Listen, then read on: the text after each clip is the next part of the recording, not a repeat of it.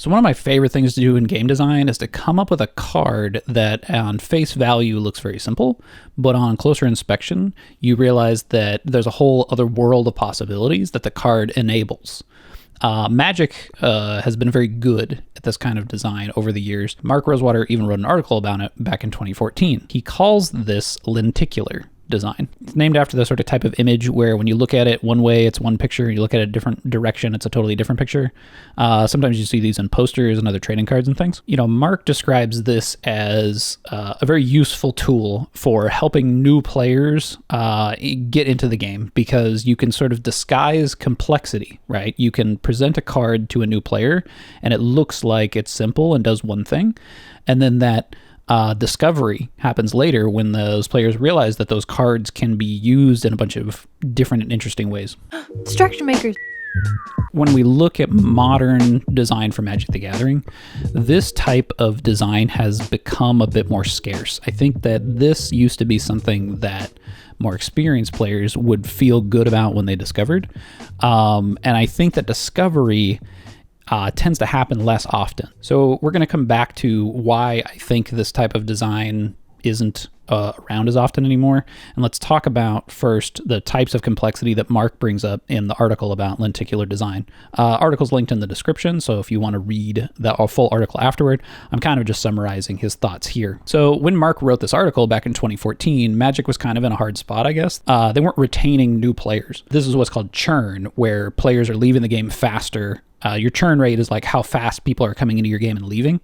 And if your churn rate is like too high, right, you don't have enough new players coming in and staying to grow the game. And so you start to enter a state of decline. The problem that they sort of discovered was that the game was just too complex. A lot of the feedback that they were getting from players was that they were having a hard time sort of wrapping their head around how the cards worked. Let's first talk about the types of complexity that Mark discusses in the article. These were things that they saw that they should avoid, and I think there's some clues here that lets us know, sort of informs the design philosophy of Wizards today. So the first is comprehension complexity, and this just means how hard is it to understand what the card is supposed to do. That there might be aspects on the card that are sort of unseen to new players. These are cards that like mention the stack. There's hard to understand requirements, mechanics that are just sort of like burdensome and complex and have a lot to track. There's cards that have unclear purposes. And for me, I think the card that exemplifies comprehension complexity the most, or at least one of the top cards, is Chains of Mephistopheles. If you need a flow chart to understand how a card is supposed to work, that probably has some kind of comprehension problems. So the next type of complexity is board complexity. And this has to do with how cards interact with other cards once they're in play. Overlapping buffs or knock-on effects that might have some amount of variance to them. Like if something dies, you have a choice to make, or there's something random that happens, and it's hard for you to sort of wrap your head around all the ramifications of your actions. Sometimes it's when there's just a lot of numbers to track. This is where the phrase math is for blockers comes from. Or it's mechanics, like I said, they just have a lot of tracking, right? Or the ring tempts you, or venture in the dungeon, or experience points, or these what we might call crufty mechanics that just have a lot going on and a lot of extra stuff to track. So I think the card that's the best example here is the card Coat of Arms. Even the reminder text on this card sort of like explains to you how the card works, where it says if 2 Goblin Warriors and a Goblin Shaman are in play, they would each get +2/+2. And that seems like maybe not that complex on the surface, but when we have 2 Goblin Warriors and a Goblin Shaman and a Human Shaman and a Goblin Warrior Shaman, what's the plus that each of these get, right? It starts to get confusing the more things that are on the board. So the next is strategic complexity.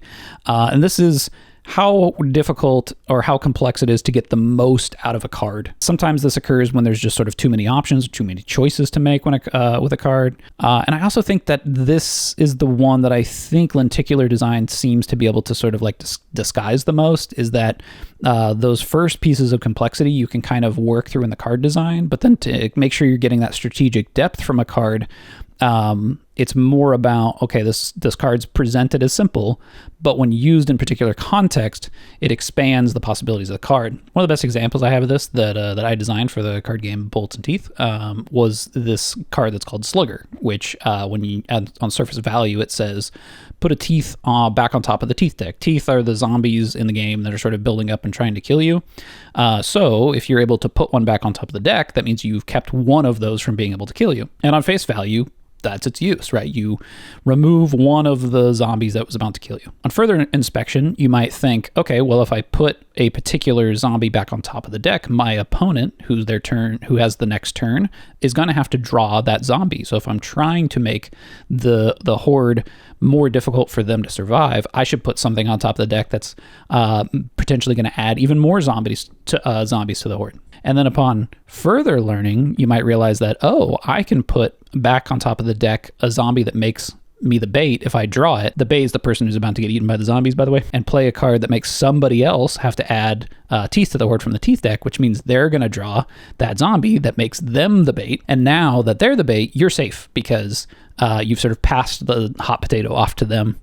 And that solves all your problems for the turn. I think in this instance, something like Brainstorm is a good example, is a good example of this idea where you draw 3 cards and put some back.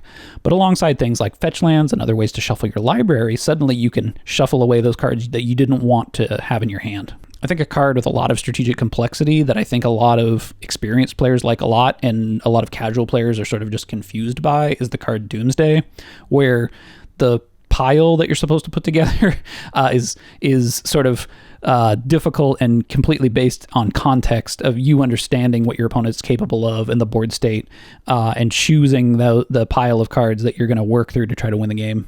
Okay, so let's come back around to why I think Wizards of the Coast isn't really... I mean, they're kind of still using this, but not as much as they used to.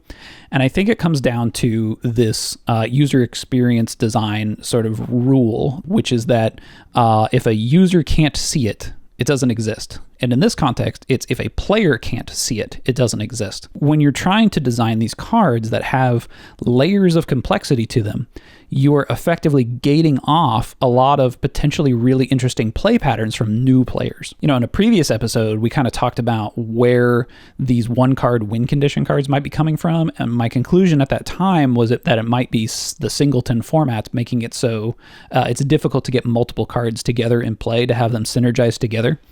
And upon further thought, I was like, well, draft is technically a singleton format, and it doesn't seem to be as difficult there. So is it the 100-card decks, or is it the 4-player environment that puts pressure on these cards?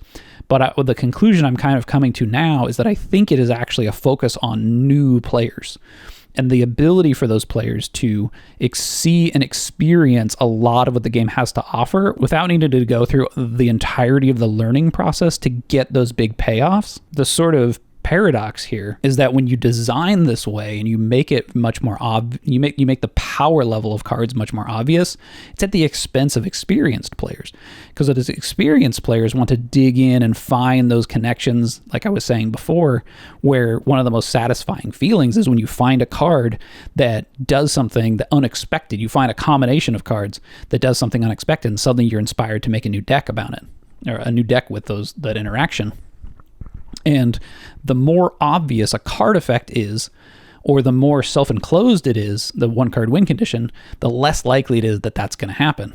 And so I think we get this dynamic where the experienced players of the game are feeling sort of left out, or the discovery that they used to get from these cards that were more difficult to wrap your head around. I think that tension between trying to bring new players into the game and get them excited about it and get them feeling like they really understand what's going on is at odds with giving experienced players something to really dig into, which I think Magic over the years has been very good at in the past. I think maybe part of this sort of explosive growth that we've seen from Magic and all these new players coming in, this is probably a pretty good opportunity for them to make sure that those players are going to be able to wrap their head around the game and really understand it. I wonder if this also has something to do with why formats are like getting solved so easily now, right? We see stuff like Standard where the best decks in the format are pretty easy to discover, right? There's not a whole lot of uncovering and turning over the meta that's happening,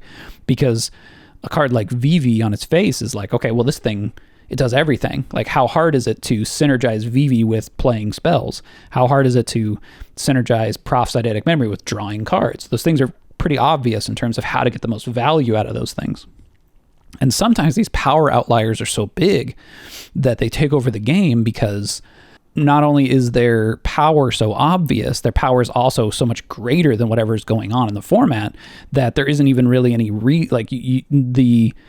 the ability for you to uncover or maybe discover something that's worth playing against it is sort of curbed, because, well, what's your goal? Your goal is to win the game, right? So play the thing that wins the game. I think another thing that's about lenticular design is that it's difficult. It takes time. It takes a lot of effort to find these cards. And if, sets coming at a rapid fire pace, and if there's just sort of not enough designers to work on these sets, which, look, I don't know if that's the case, but, the variance and quality of Magic sets as of late has been, the range between Spider-Man or Final Fantasy. When you're put under so much pressure to deliver a design quickly, it's hard for you to be able to put in as much effort to really be able to create layers of complexity to cards. You sort of lean on very simple cards, or very simple across the board, but simple and maybe not very powerful, and simple and very powerful, rather than sort of being able to design layers so that it takes players a while to discover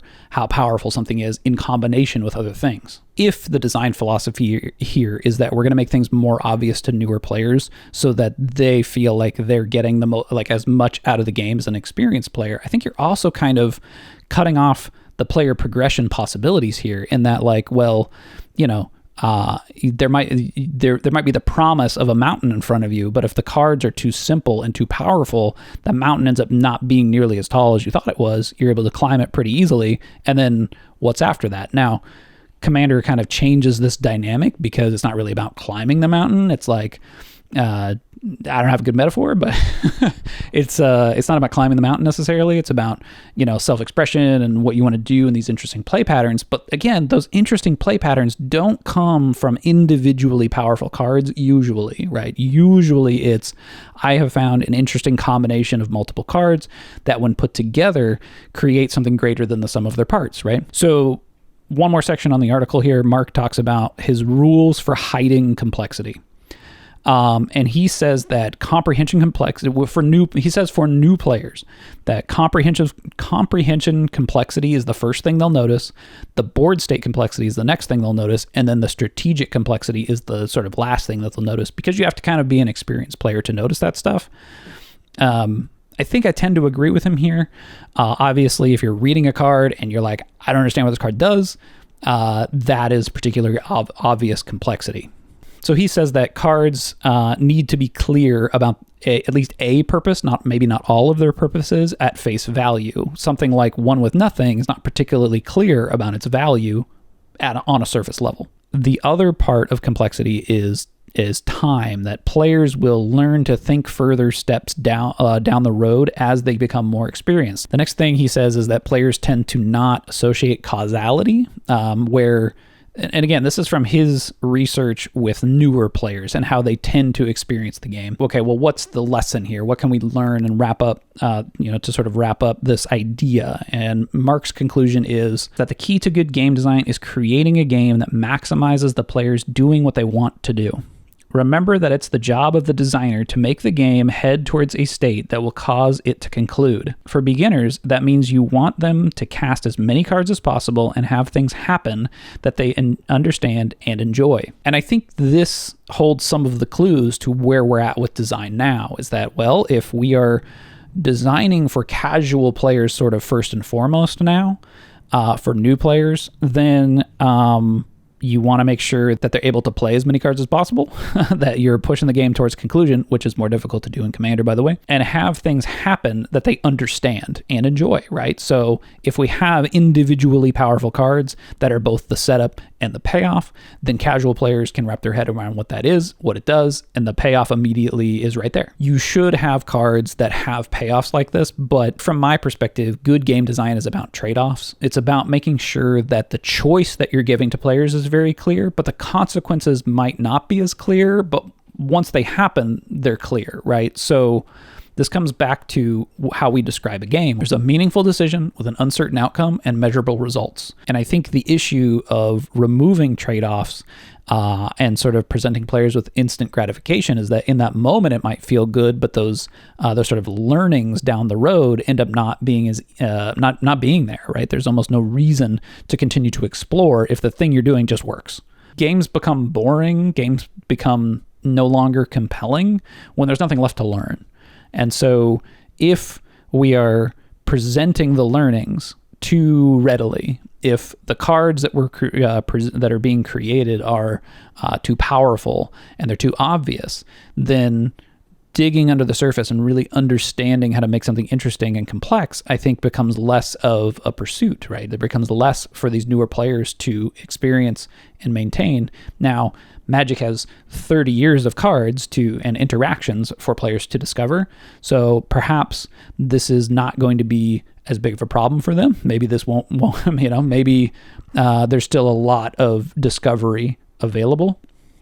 But again, when we get these cards that are sort of best in slot or, just kind of accepted across the board as just sort of being the cards that you're supposed to play in any given deck, things like EDH Rec that are sort of shortcutting that process, I think it's pretty easy for players to sort of build a deck that functions and does all the things it's supposed to do and maybe wins the game sometimes, and that's the end of the path for them. And then they go maybe explore another deck where the play patterns, again, might be equally as obvious. They sort of pick the staples up from that sort of play pattern, and then that's the deck. I mean, obviously it's important that new players can figure out why the game of Magic is so great. But I do think that as an experienced player, obviously I'm probably kind of biased, but for me, the really aha moments and the reason why I continued to play the game came down to the discovery and finding these card interactions that were so interesting and unique, and felt like I had discovered something that maybe other players that I knew hadn't. I think that for longevity, right, we talk about how an experience has to pay off the promise that was made before players started playing the game. But then to keep players around, you need deeper analysis and you need things for players to continue to think about long term. So yeah, let me know your thoughts. Thanks for watching. I'll see you next time.